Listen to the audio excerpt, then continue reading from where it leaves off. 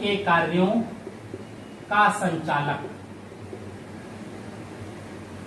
देखिए, यानी अगर छत्रपति नहीं है, घर में है या व्यस्त हैं किसी भी तरीके से, मान लो घर ही में व्यस्त हैं, बाहर नहीं आ सकते दरबार में, तो ऐसे में पेशवा ही छत्रपति के कार्य को निष्पादित करता था। ठीक है, शिवाजी के जो पेशवा थे,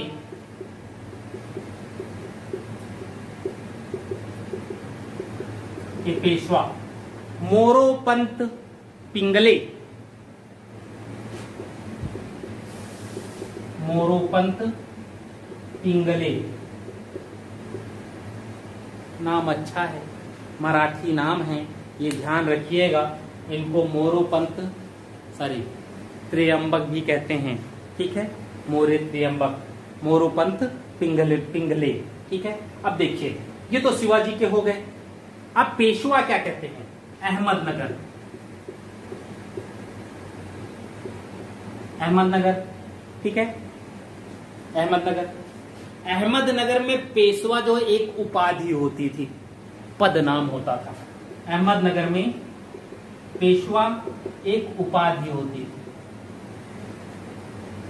मराठा प्रशासन में पेशवा क्या है? एक पद है, जबकि अहमदनगर में पेशवा क्या है? एक उपाधि है। उपाधि और पद में डिफरेंस तो हो ही गया काफी ज्यादा। ठीक है, तो एक उपाधि, एक वो। अब ये जो उपाधि थी, ये भी दो लोगों को मिली हुई थी, अहमदनगर में कार्य करने वाले लोगों। भाई अहमदनगर में जब पेशवा उपाधि है, तो वो उपाधि भी किसको मिलेगी? उन व्यक्तियों को जो अहमदनगर में कार्य करें।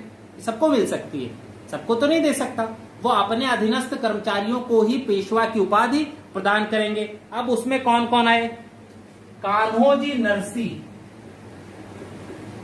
कान्होजी नरसी, ये भी पेशवा थे, उपाधि थे इनकी। दूसरे मलिक अंबर,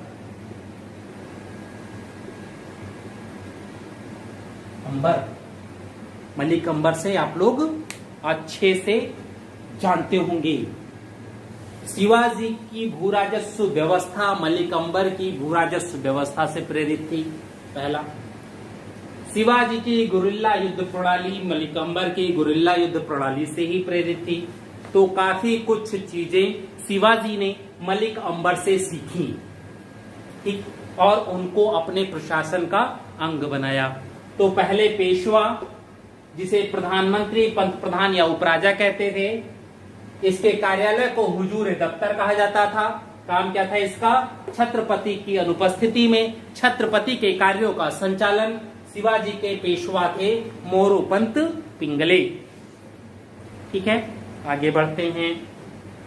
पहला पद पेशवा हो गए। दूसरा पद, ठीक है, मजूमदार या अमात्य। दूसरा, मजूमदार या अमात्य। इनका काम देखिए क्या है। राज्य के वित्त मंत्री को हम मजूमदार या अमात्य कहते थे। राज्य के वित्त मंत्री हैं, ठीक है। अब अगर ये राज्य के वित्त मंत्री हैं, अमात्य, राज्य का वित्त मंत्री, तो इनका कार्य क्या हो सकता है? सोचिए, आप वित्त मंत्री हैं, उस समय की हम लोग बात कर रहे हैं जिस समय व्यवस्था स्थिति को प्राप्त कर रही थी, वर्तमान स्थिति को धीरे धीरे प्राप्त करने की कोशिश कर रही है। धीरे धीरे चीजें अलग होंगी, किसी एक व्यक्ति के द्वारा पूरी व्यवस्था सेटल हो रही है, तो उसमें नाम इत्यादि भी हो सकते हैं। तो अगर हम लोग आज के वित्त मंत्री की बात करें तो उसका क्या है? संपूर्ण आय व्यय का लेखा जोखा रखना। उस समय के वित्त मंत्री का काम क्या होगा? संपूर्ण आय व्यय का लेखा जोखा रखना, या राजस्व विभाग का अधीक्षक, राजस्व विभाग का अधीक्षक। ठीक, अब शिवाजी के समय था कौन वित्त मंत्री? शिवाजी के समय वित्त मंत्री था कौन?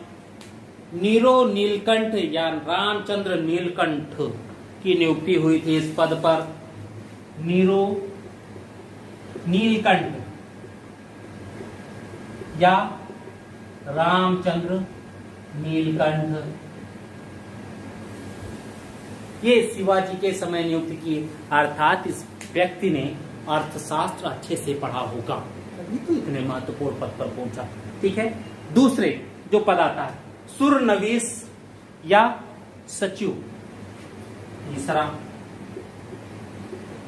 सुरनवीस या सचिव। पेशवा अमात्य सचिव, ध्यान रखिए, पेशवा मजूमदार सुरनवीस, पेशवा अमात्य सचिव, पेशवा मजूमदार सुरनवीस। ठीक है, यह शाही पत्र व्यवहार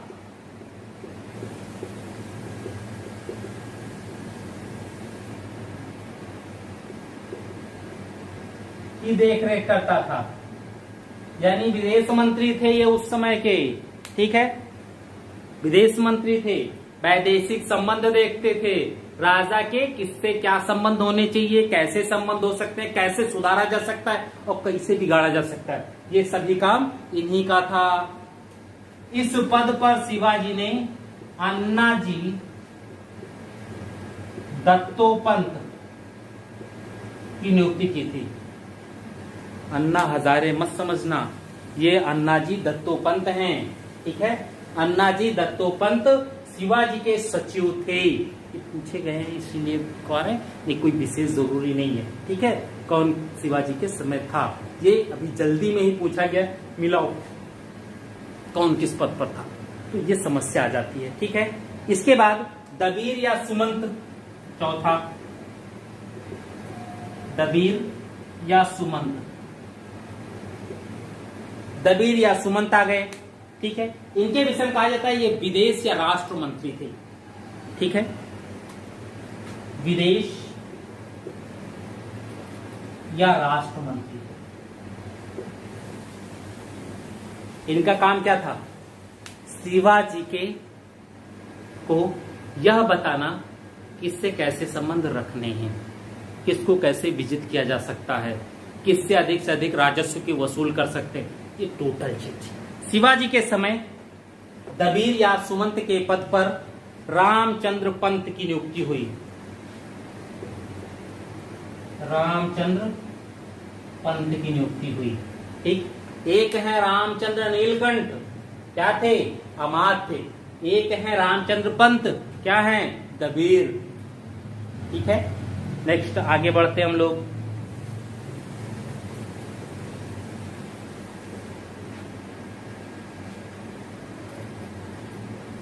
पांचवा शर-ए नौबत।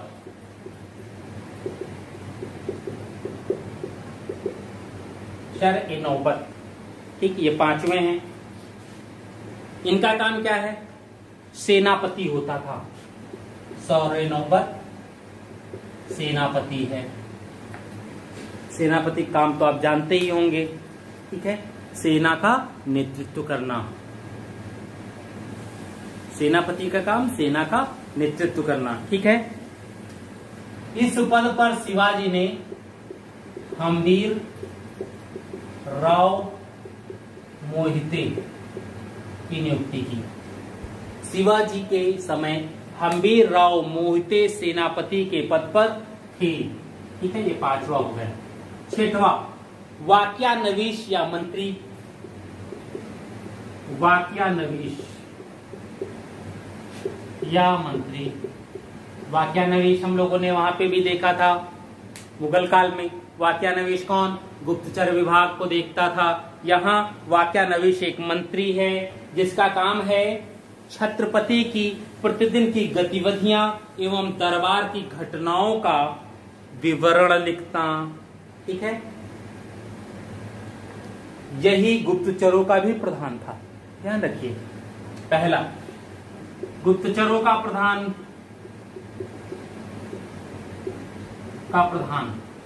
दूसरा काम इसका,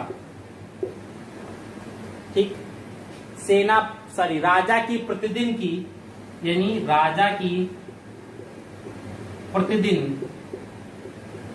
की गतिविधियों एवं दरबार की घटनाओं को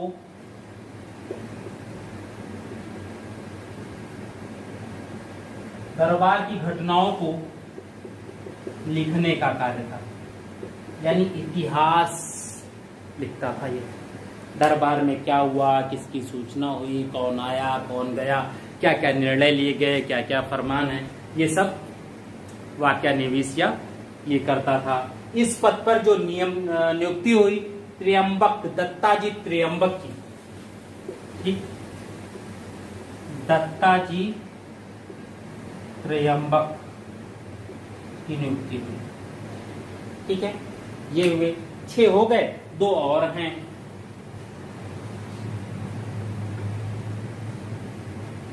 दत्ताजी त्र्यंबक, ठीक है। अब देखिए 6, 7वां। अब 2 बचेंगे, कौन कौन? एक तो पंडित राव और दूसरा न्यायाधीश, ठीक है। पंडित राव या दाना अध्यक्ष,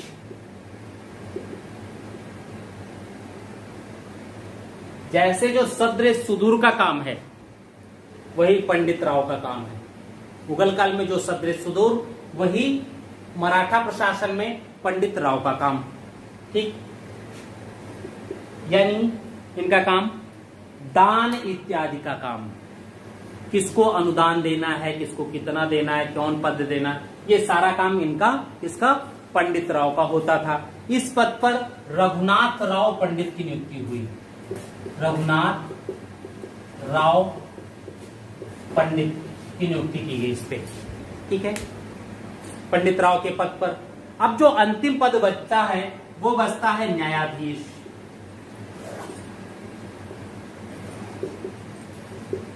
यानी न्याय का कार्य। अंतिम न्याय की अदालत छत्रपति ही होता था, लेकिन छत्रपति से नीचे न्याय की अदालत न्यायाधीश का होता था। इस पद पर शिवाजी ने नीराजी राव जी की नियुक्ति की।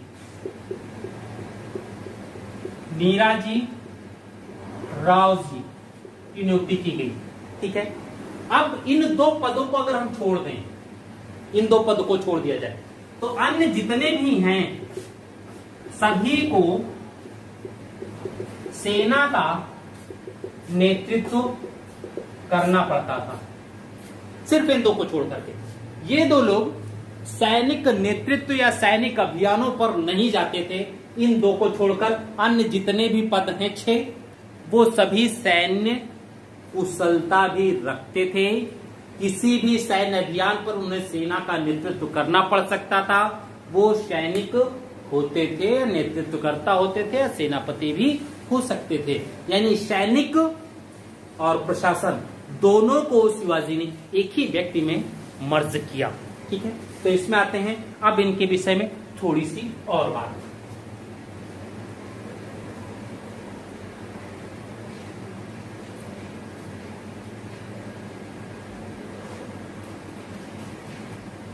अष्टप्रधान के अतिरिक्त हम लोग एक और अधिकारी की बात करते हैं, चिटनीस। जब हम इसकी बात करते हैं तो ये देखते हैं कि इसके जो अधिकारी इत्यादि हैं वो लगभग अष्टप्रधान के समकक्ष हैं, ठीक। क्यों? क्योंकि ये छत्रपति का मुख्य सचिव होता था, निजी सचिव होता था छत्रपति का। ये निजी सचिव होता था, छत्रपति का सचिव है, न कि अष्टप्रधान का। अष्टप्रधान का सचिव नहीं है, ये छत्रपति का सचिव है। और शिवाजी के समय इस पद पर कौन था? बालाजी आओजी। बालाजी आओजी, ठीक। बालाजी आओजी, इनको नियुक्त किया गया इस पद पर, चिटनीस पद पर, ठीक है। अब हम लोग बात करते हैं प्रांतीय प्रशासन पर। जब हम शिवाजी के प्रांत की बात करते हैं तो उसमें देखते हैं शिवाजी ने अपने संपूर्ण साम्राज्य को 4 प्रमुख प्रांतों में बांट रखा था, ठीक है। प्रांतीय प्रशासन, प्रांतीय प्रशासन, शिवाजी के समय प्रांतीय प्रशासन, ठीक है। इन प्रांतों को शिवाजी ने स्वराज कहा है। पहली बात, ठीक, पहली चीज क्या हो गई, प्रांत क्या कहे गए, स्वराज कहा गया। दूसरा, इन प्रांतों का जो विभाजन किया गया वो 4 प्रांतों में किया गया, यानी शिवाजी ने अपने संपूर्ण साम्राज्य को 4 प्रांतों में विभाजित किया।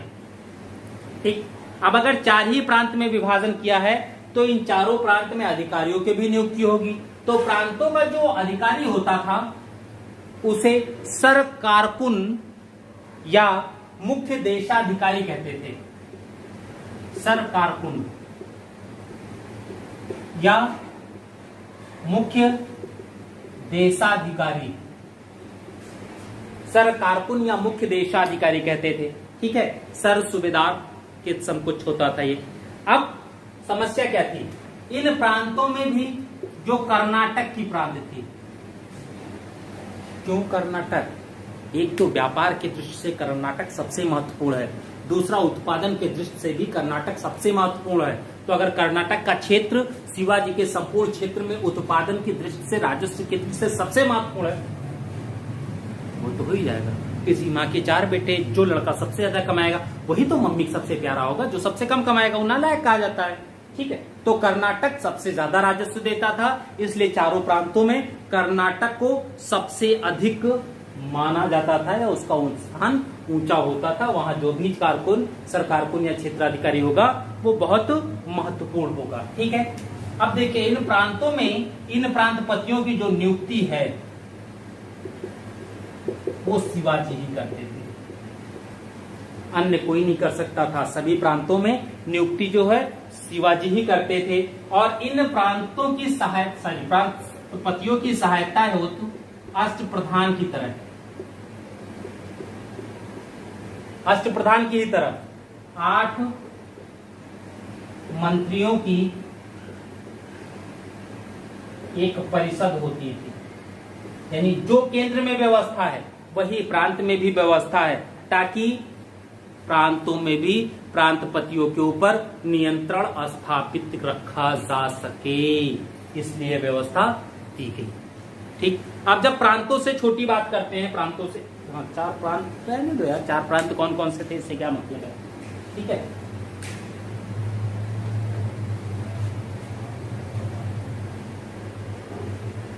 प्रांतों से जब नीचे बात आती है तो आती है महल की। महल, इसी को यहां जिला कहा गया। ठीक, महल या जिला कहते हैं। प्रांतों का विभाजन महल में किया गया, यानी जिलों में किया गया, और इसमें महलदार या तरफदार, महलदार या तरफदार, तरफ भी कह सकते हैं महल को, ठीक है, होता था, महलदार या तरफदार होता था। अब इसके नीचे जो आई बात वो आती है परगनों की। महल के नीचे परगने है, यहाँ पे भी परगना है, परगना अभी भी है और उस समय भी हर प्रशासन में परगना मिलता है, यानी तहसील का जो कॉन्सेप्ट है वो बहुत पहले से चला रहा है, कुछ नया वया नहीं है। ठीक है, इसके अंतर्गत तरफ या मौजे आते थे। अभी कहते हैं ना मौजा है हमारे यहाँ का, कितने मौजक गांव है, 8 मौजक गांव है। ठीक है, तो मौजे हो जाते थे। मौजा क्या होता है, ऐसी इकाई जहां पर 8, 10, 20 परिवार एक ही जगह एक क्षेत्र विशेष में स्थापित हो रहते हैं, तो उसको मौजा कह दिया।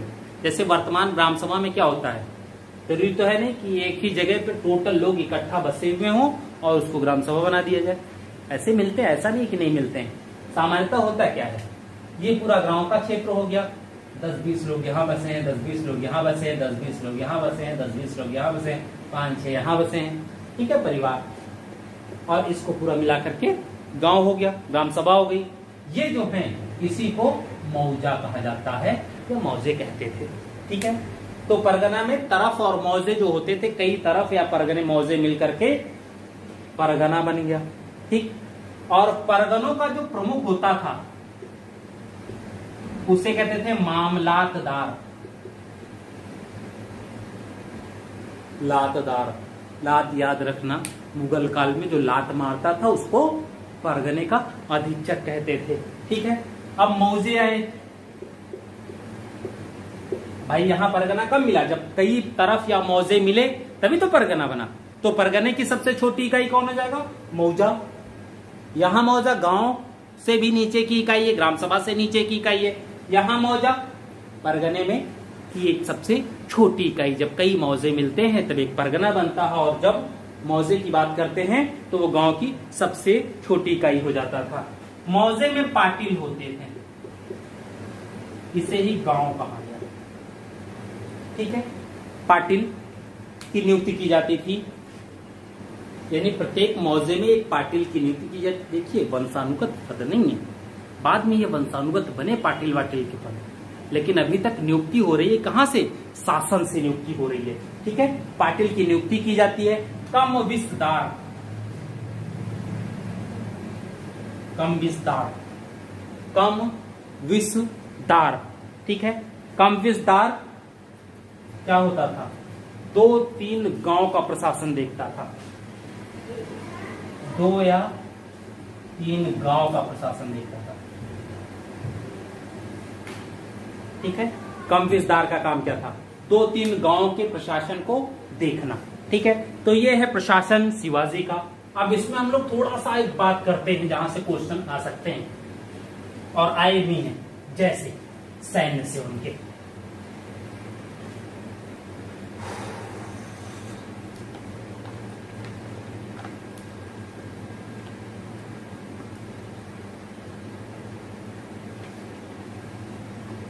ठीक, शिवाजी के समय दुर्ग प्रशासन अलग था। कहते हैं लगभग 250 दुर्ग शिवाजी के नियंत्रण में थे। ठीक है, अब इन दुर्गों में भी एक प्रशासन किया गया, इसमें भी अधिकारियों की नियुक्ति की गई। और दुर्ग कब नियंत्रण में रह सकता था? जब वहां के जो अधिकारी नियुक्त किए जा रहे हैं वहां पर प्रत्येक पर नियंत्रण हो एक दूसरे का। तो यहां 3 अधिकारियों की नियुक्ति की गई। हवलदार, सबनिश,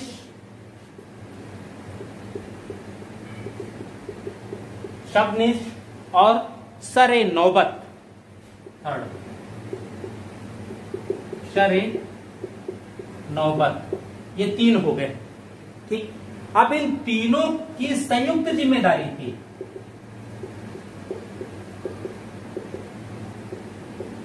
जिम्मेदारी थी किसकी? दुर्ग की सुरक्षा का। अगर तीनों की संयुक्त जिम्मेदारी हो गई दुर्ग की सुरक्षा का, तो स्वाभाविक है तीनों संयुक्त होकर के दुर्ग की सुरक्षा करेंगे। तो ऐसे दुर्ग को विजित जल्दी नहीं किया जा सकता, क्योंकि प्रत्येक के अलग अलग हैं। इसीलिए औरंगजेब शिवाजी के बहुत से दुर्गों को विजित जल्दी नहीं कर पाया। ठीक है, उन्हीं के समय अभी जल्दी आया था तानाजी मालसुरे की फिल्म, अजय देवगन थे, तो देखिए एक से वीरता का दिखाया है। ठीक है, तो ये चीजें थी दुर्ग प्रशासन में। अब आ जाइए, एक नौसेना भी शिवाजी ने रखी हुई थी। ठीक है, शिवाजी ने, तो नौसेना पे विशेष बात नहीं करते हम लोग, सीधे सीधे शिवाजी की सैन्य व्यवस्था पे आ जाते हैं, क्योंकि शिवाजी की सैन्य व्यवस्था से अधिकतर प्रश्न आए हैं। हाँ, ये है कि शिवाजी के जो नौसैनिक अड्डे थे वो जान जाइए। नौसैनिक अड्डे शिवाजी के, कुलाबा नाम सुना होगा, कुलाबा का बंबई के आसपास है। कल्याण, ये भी नाम सुना होगा। भिवंडी, ये भी नाम सुना होगा। ठीक है, ये शिवाजी के नौसैनिक अड्डे थे। ठीक है, कोलाबा का कहते हैं जलबेड़ा का केंद्र था, और पहला जो युद्धपोत बिना उसका नाम गुहराब या गुराब कहा गया। गुराब सियार, पाल, मंजुहास, गलगित या मंचवा तोपों से लैस युद्धपोत थे। ठीक है, अब शिवाजी की सैन्य व्यवस्था।